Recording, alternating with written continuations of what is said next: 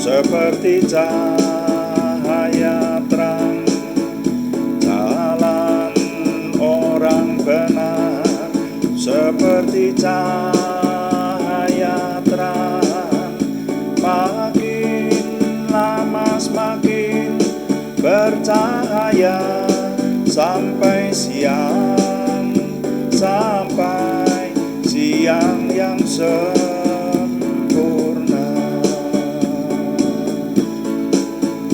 Jalan orang benar seperti cahaya terang. Jalan orang benar seperti cahaya terang. Makin lama semakin bercahaya sampai siang yang sempurna. Kami ingin percaya terus Tuhan. Kami ingin oleh pertolongan-Mu Tuhan. Kami datang menyembah, memuliakan nama-Mu, dan kami disempurnakan menuju pada kesempurnaan-Mu. Terima kasih Tuhan. Kami ingin selalu membawa hidup kami menyembah-Mu Tuhan, meninggikan, mengagungkan nama-Mu, dan kami diberkati. Jalan orang benar seperti cahaya terang. Jalan orang benar seperti cahaya terang. Makin lama semakin bercahaya sampai siang yang sempurna. Sampai siang yang sempurna.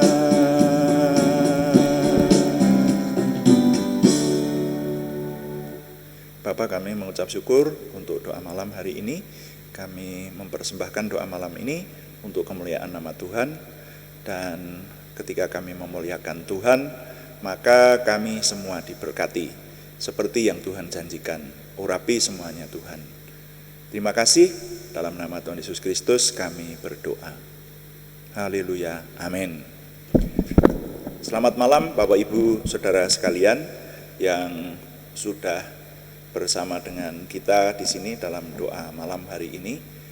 Nah, doa malam melalui online ini diadakan secara iman Kristiani dengan dasar keyakinan kepada Tuhan Yesus Kristus, Yeshua HaMasyiah, Juru Selamat dunia, Imam Besar Agung kami. Dan firman Tuhan yang didokumentasikan dalam kitab suci Perjanjian Lama dan Perjanjian Baru menjadi pegangan kami, menjadi pegangan kita sekalian. Saudara sekalian, mengingatkan bahwa doa malam itu juga ditujukan untuk menjawab pertanyaan Anda. Jadi kalau ada saudara yang memiliki pertanyaan rohani, silakan dikirimkan kepada kami, yang kami bisa menjawab nanti akan kami jawab menjadi tema-tema atau topik-topik dalam doa malam kita. Nah, doa malam juga seringkali ditujukan untuk mencermati apa yang terjadi di zaman ini, saudara ya. Jadi kita menghadapi zaman yang luar biasa,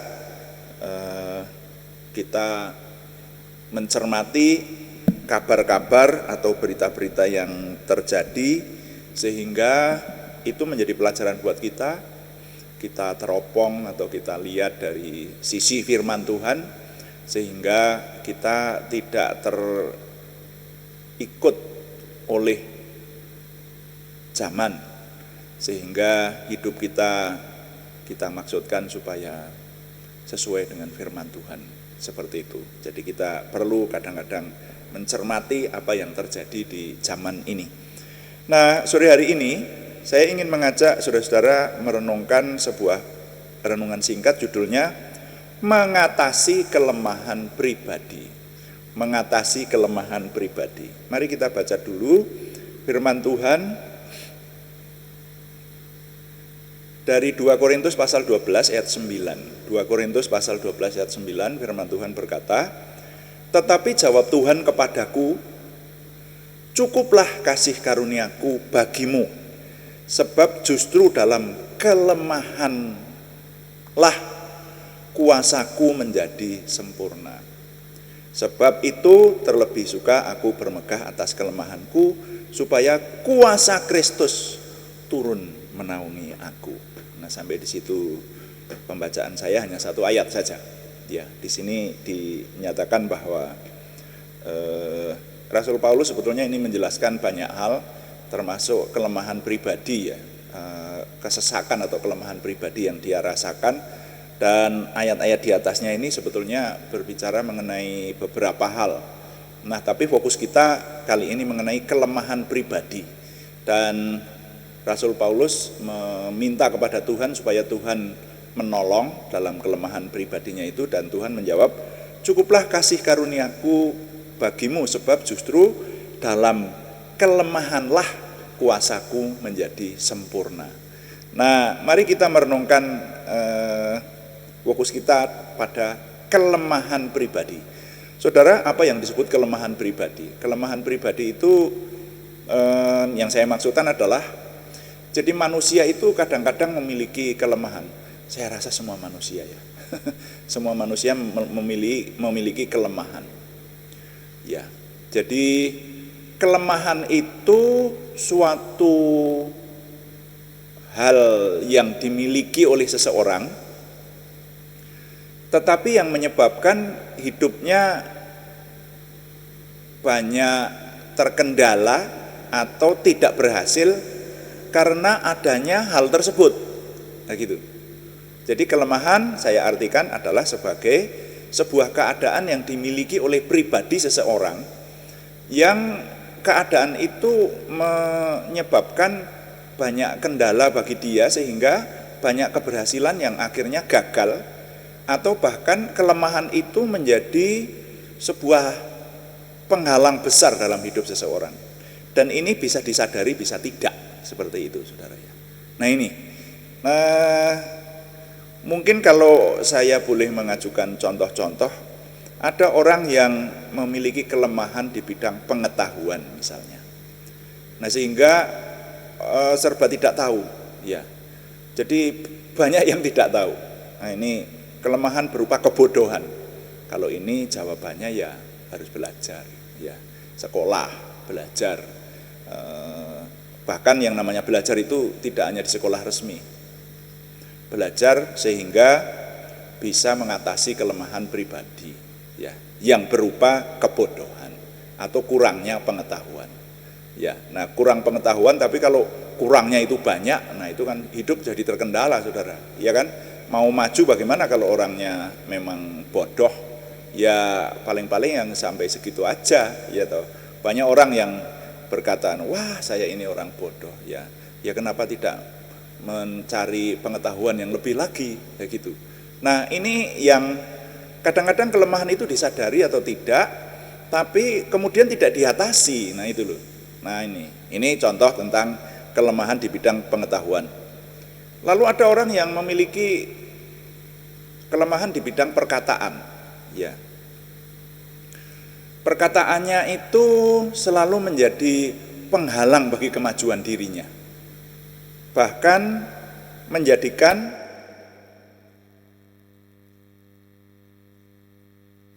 orang-orang lain menjauh dari dia. Nah, kalau sudah seperti ini kan merupakan kelemahan ini. Saudara pernah bertemu dengan orang seperti itu? Yang perkataannya itu selalu menyakitkan. Saya punya beberapa teman yang seperti itu, beberapa sajalah, ya. Dan pada umumnya bukan orang Kristiani. Ya. Jadi perkataannya itu selalu menyakitkan orang, sehingga orang mau bergaul sama dia aja jadi segan gitu loh. Jadi males gitu. Nah, ini kelemahan di bidang perkataan. Lalu kelemahan di bidang penguasaan emosi. Nah, misalnya begitu. Gampang marah. Ada orang yang sedikit-sedikit marah, ngomong biasa saja jadi menimbulkan kemarahan dan pertengkaran. Nah, semacam itu. Nah, ada orang yang semacam itu? Ya, sepertinya ada. Saya pernah menjumpai gitu ya. Orang yang kurang bisa mengendalikan emosinya. Apa-apa itu jadi pertengkaran. Bahkan saya sampai bertemu dengan orang lain yang mengadu kepada saya, wah saya kalau ketemu dengan orang itu, sama-sama teman saya ini ya, mengadu. Yang satu berkata, wah malas saya, soalnya kalau membicarakan itu mesti dia di pihak oposisi, akhirnya menyerang saya, lalu akhirnya jadi pertengkaran, selalu kalau berbicara seperti itu. Jadi tidak bisa menahan emosinya. Nah, ada kelemahan yang semacam itu. Ini contoh-contoh saja. Lalu kelemahan di bidang keterampilan. Ya, jadi kurang terampil dalam hal-hal praktis, tidak bisa, bahkan naik sepeda saja nggak bisa, misalnya semacam itu. Nah, ini kan harus diatasi, kelemahan itu harus diatasi, itu saudara ya. Ya, jadi alangkah baiknya kalau orang itu apa-apa bisa. Itu orang yang sempurna kalau seperti itu, tapi di dunia tidak ada orang seperti itu, kecuali Tuhan Yesus Kristus ya. Kelemahan dalam bidang keterampilan, nah, kalau itu bisa dipelajari, ya katakanlah ada seseorang yang kurang terampil mengoperasikan komputer misalnya, semacam itu kan kelemahan. Lu saya begitu saudara ya, saya untuk streaming aja tadinya, waduh itu pekerjaan berat buat orang seusia saya. Wah, streaming itu harus klik sana klik sini, harus mencocokkan, harus kadang-kadang sudah diklik masih ada yang salah lagi, ada kabel yang belum disambungkan lagi. Nah, itu kurang terampil. Tapi kalau ini bisa diatasi dengan belajar, dengan membiasakan diri tentu saja. Kemudian ada orang yang punya kelemahan dalam bidang hitung-hitungan. Jadi kalau berhitung pasti salah-salah. Bidangnya sosial dia. Ya. Tapi kalau dalam hitung-hitungan memiliki kelemahan, ini contoh saja. Ya kalau sudah seperti itu harus berusaha diatasi, ya bawa kalkulator kan dan sebagainya seperti itu. Kemudian ada orang yang punya kelemahan dalam bidang pergaulan. Nah, kalau ini mirip yang di atas tadi dalam bidang penguasaan emosi tadi ya. Ada orang yang orang lain tidak mau bergaul sama orang tersebut ya. Karena apa? Terlalu pendiam misalnya. Kalau diajak omong nggak bisa, ya hanya ya, tidak, gitu aja. Jadi terlalu pendiam. Nah, ini menjadi kelemahan. Kemudian mempengaruhi bidang pergaulan.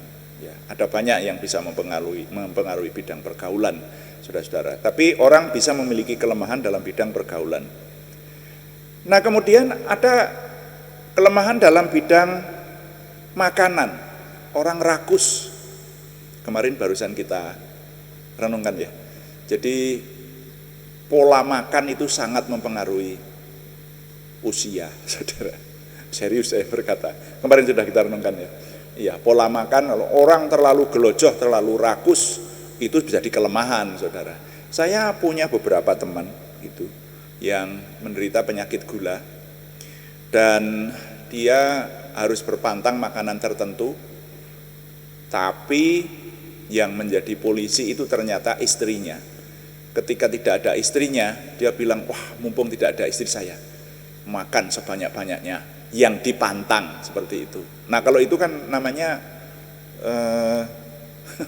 memiliki kelemahan dalam bidang makanan, terlalu rakus semacam itu. Ya. Dan kita sebetulnya tahu makanan-makanan yang tidak berguna atau makanan-makanan yang berbahaya, tapi tidak bisa menahan diri. Nah ini kelemahan, gitu. Ya harusnya kalau tidak lemah, ya kita makan untuk hidup. Yang kemarin kita renungkan itu, ya bukan hidup untuk makan gitu. Nah, lalu kelemahan dalam bidang minder misalnya. Ada orang yang mindernya keterlaluan. Jadi disuruh apa-apa enggak mau. Suruh berdoa di depan itu aja enggak mau. Karena apa? Karena minder. Karena merasa bahwa dirinya enggak ada apa-apanya begitu. Jadi terlalu menghargai diri sendiri itu kecil sekali. Bahkan terlalu main lah gitu. Penghargaannya terhadap dirinya sendiri itu main ya. Sehingga akhirnya itu menghambat kemajuannya. Nah, ini contoh-contoh saudara. Saudara bisa mengembangkan dalam diri saudara sendiri. Dan juga mengamati orang-orang lain yang nanti bisa dipakai untuk introspeksi. Tapi yang namanya kelemahan pribadi itu pokoknya suatu hal yang dimiliki seseorang atau yang ada pada kondisi seseorang, yang sesuatu hal itu akhirnya bisa mempengaruhi keberhasilan hidupnya, bisa mempengaruhi kemajuan dan keberhasilan hidup orang yang bersangkutan. Nah, ini namanya kelemahan ya. Apapun kelemahan kita, disadari atau tidak, nah ini yang harus diusahakan disadari dan diatasi nah gitu. Contohnya kelemahan terlalu malas misalnya. Ada orang yang malas tapi tidak menyadari kemalasannya. Ya tiap hari tidak menghasilkan apa-apa, tidak punya ide apa-apa, tidak produktif, tidak bekerja apa-apa. Kalau sekarang mungkin yang dicari enaknya aja, main HP aja kalau sekarang, kira-kira seperti itu. Nah, kalau seperti itu orang harus menyadari bahwa dia malas. Nah, kalau dia malas itu firman Tuhan berkata, barang siapa malas, barang siapa tidak bekerja, jangan ia makan. Dikatakan seperti itu. Iya lah, kemarin juga sudah kita renungkan itu. Jadi barang siapa tidak bekerja, jangan ia makan. Nah, kemalasan itu kelemahan, harus disadari dan diatasi. Seperti itu. Kelemahan berupa menunda-nunda pekerjaan. Ya.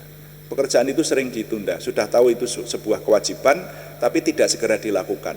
Ah, enggak apa-apa, nanti aja. Itu juga merupakan kelemahan, saudara. Itu yang seperti itu kalau tidak diatasi, nanti banyak gagalnya dalam hidup. Nah itu.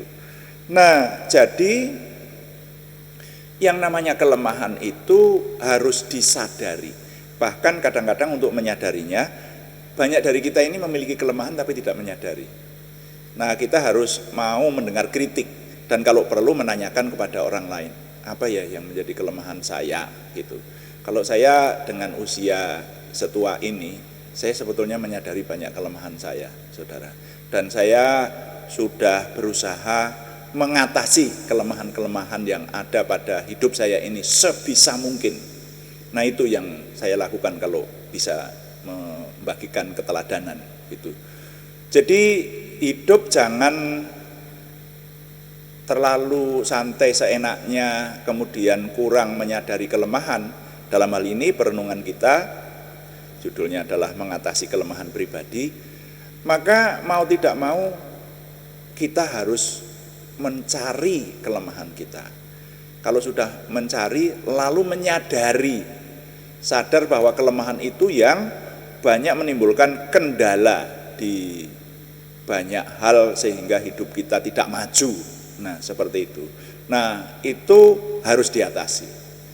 Sebisa mungkin harus berusaha diatasi. Nah, memang ada catatan, ada kalau hidup manusia itu ya, kelebihan yang sekaligus menjadi kelemahan. Coba. Saya memberikan contoh-contoh ya. Ada orang yang terlalu banyak bicara. Banyak bicara itu kan baik. Daripada pendiam, kalau orang terlalu pendiam gitu, itu orang pendiam itu cenderung kalau punya tekanan gampang bunuh diri. Katanya, semacam itu katanya. Nah, kalau orang banyak berbicara kan baik. Tapi ternyata merupakan kelemahan juga. Jadi kelebihan yang orang yang banyak berbicara ini merupakan sebuah kelemahan karena akhirnya dia banyak mengucapkan kata-kata yang salah akhirnya menciptakan musuh. Lah, jadi kelebihan sekaligus menjadi kelemahan. Contoh yang lain, keramahan. Ada orang yang ramah, terlalu ramah. Maka justru karena terlalu ramah itu akhirnya keramahannya dimanfaatkan orang. Akhirnya orang semacam itu bisa terjebak di dalam bahaya karena keramahannya. Semua orang dibaiki gitu ya. Ramah terhadap semua orang, ramahnya keterlaluan. Tapi akhirnya dia terjebak di dalam suatu situasi di mana membahayakan dirinya. Lu bisa lu semacam itu lu. Sekarang ini banyak penjahat di sekitar kita, saudara ya. Kita membaca di luar negeri itu orang yang terlalu ramah itu bisa dimanfaatkan orang atau bahkan menjadi korban dari kejahatan orang yang terlalu ramah ya. Jadi sebaiknya tidak terlalu ya. Sebaiknya yang ada pada diri kita itu dijaga supaya tidak terlalu gitu.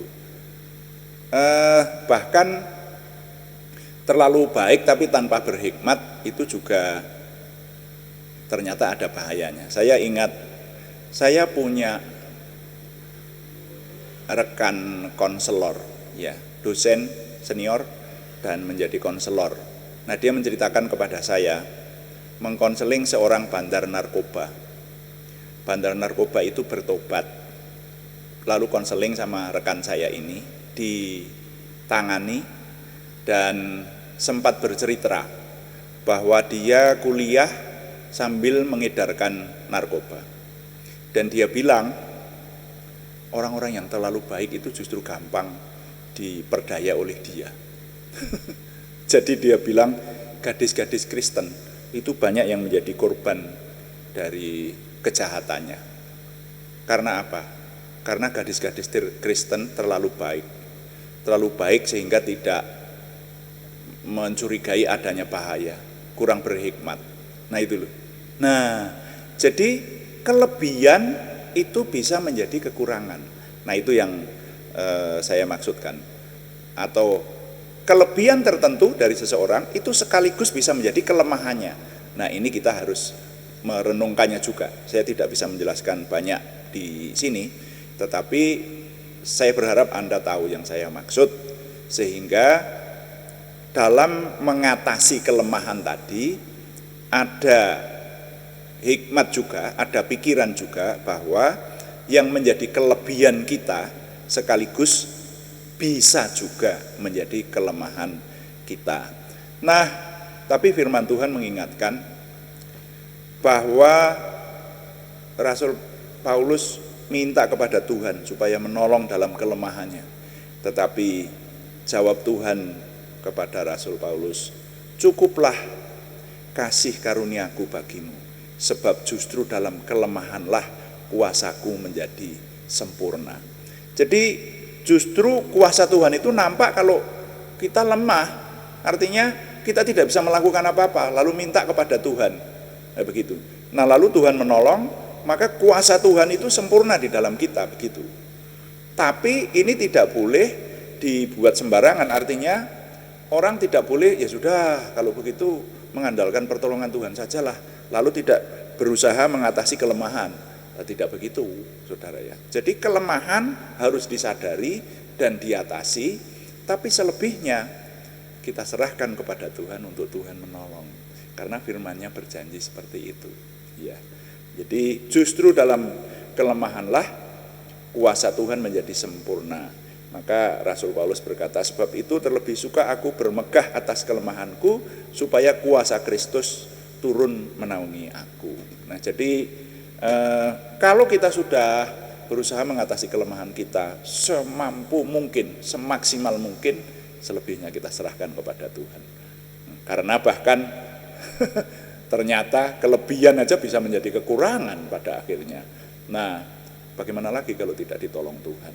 Jadi pada akhirnya kuasa Tuhanlah yang tempat kita mengungsi untuk Tuhan menolong kita. Nah, jadi nilai yang dapat kita serap sore hari ini dari perenungan ini saya ketengahkan, kelemahan pribadi harus disadari dan diatasi. Selebihnya bagi orang beriman harus menyerahkan kepada pertolongan Tuhan. Cukup bagus ya? Ya, jadi perenungan ini menghasilkan nilai kelemahan pribadi harus disadari dan diatasi. Selebihnya bagi orang beriman harus menyerahkan kepada pertolongan Tuhan. Tuhan dipuji. Amin. Mari kita melayani Tuhan dengan doa. Namanya saja doa malam. Ya, kita harus berdoa, saudara. Kita berkata kepada Tuhan, kuduskan hati kami untuk kami dapat menyembah dan berdoa. Lalu nanti kita melayani Tuhan dengan doa.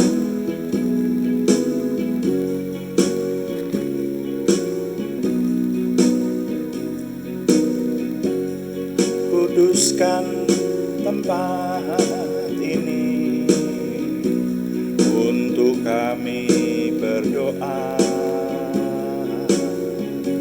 Kuduskan hati ini untuk kami menyembah. Biar segala perkara ku serahkan padamu, Yesus, dan Roh Kudus bekerja membimbing kami semua. Biar segala perkara ku serahkan padamu, Yesus, dan Roh Kudus bekerja membimbing kami semua.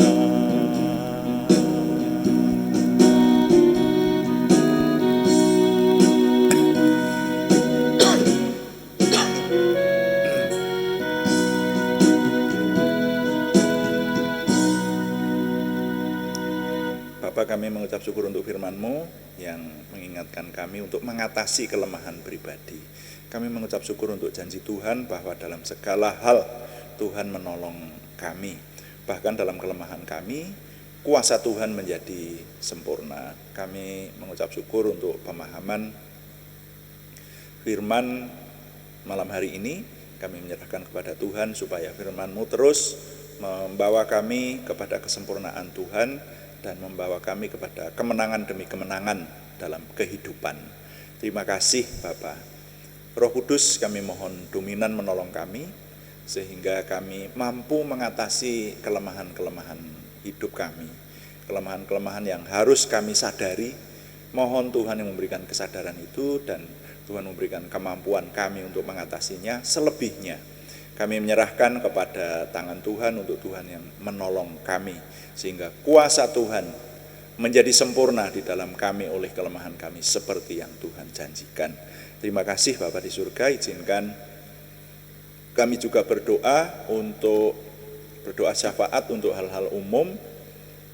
Kami berdoa khususnya untuk bangsa dan negara kami, mohon Tuhan yang memberikan kesejahteraan, termasuk kota-kota di mana kami tinggal. Kami mohon Tuhan memberikan kesejahteraan sehingga kami hidup dalam kenyamanan dan terus dapat menyembah Tuhan, memuliakan Tuhan. Kami izinkan juga berdoa untuk nama-nama yang dalam minggu ini masih harus kami naikkan dalam doa, terutama kami yang membutuhkan kesembuhan dari Tuhan. Kami berseru dalam nama Tuhan Yesus Kristus, Yeshua HaMasyiah. Tuhan memberikan kesembuhan, kesempurnaan kesembuhan kepada saudara kami Arni Setiawati, saudara kami Budi Suswanti, saudara kami Yohanes Sutarman, semuanya di Purwodadi, kepada saudara kami anak Alek Giovanni Wibowo di Salatiga, saudara kami Siti Rondiah, saudara kami Cahyani Bagiowati di Semarang, saudara kami Tumbur Paruhum Nainggolan di Kudus, saudara kami Suti Elis Rahayu di Jakarta. Kami bahkan juga menyerahkan nama-nama yang belum kami sebutkan lagi, tetapi yang berharap kesembuhan datang dari Tuhan, Tuhan yang memberi sesuai dengan limpah rahmat-Mu yang besar itu. Dan kami juga berdoa untuk pergumulan selain kesembuhan, yaitu pergumulan dari saudara kami Yohana Asri Sabtorini di Kediri dan saudara kami Warsiti di Purwodadi. Kami mohon Tuhan yang menjawab doa, memberikan jalan keluar, terobosan baru sehingga pertolongan Tuhan nyata atas kami. Terima kasih Bapak, setiap hari kami boleh menyelesaikan pekerjaan kami menyerahkan baik pekerjaan keseharian, pekerjaan di kantor, di tempat usaha, bahkan pekerjaan pelayanan, baik onsite maupun online, kami menyerahkan untuk Tuhan berkati sehingga yang kami kerjakan semuanya berhasil semakin sempurna menuju kepada kesempurnaan Tuhan sendiri. Terima kasih Tuhan, kami mengucap syukur setiap hari Tuhan membawa kami dengan doa-doa kami, dengan program doa pagi maupun doa malam melalui online ini. Tuhan membawa kami semakin memiliki pengenalan akan Tuhan, percaya diri bersama Tuhan, antusiasme, optimisme, semangat dan bergairah menyambut masa depan kami untuk menang bersama-sama dengan Tuhan. Terima kasih Bapak, kami mohon Tuhan yang menyempurnakan doa kami oleh pertolongan dan pimpinan Roh Kudus. Semuanya kami persembahkan dengan mantap percaya dalam nama Tuhan Yesus Kristus Juru Selamat kami. Haleluya. Amin. Saudara, tetap kami memberitahukan bahwa doa malam dilaksanakan setiap hari Senin sampai Sabtu pada jam 6 malam, jam 6 sore atau jam 18 waktu Indonesia Barat. Juga ada doa pagi pada hari-hari yang sama setiap jam 5 pagi. Terima kasih kepada saudara yang setia mengikuti dan juga sudah mendukung program ini, pelayanan ini. Kami tetap mengharapkan dukungan Anda, setidaknya dukungan doa. Juga terima kasih yang belum memberikan subscribe, berkenan memberikan subscribe, like, komen, dan share, bagikan kepada teman-teman lain, sehingga lebih banyak lagi yang diberkati bersama dengan kita. Selamat malam, Tuhan memberkati. Amin.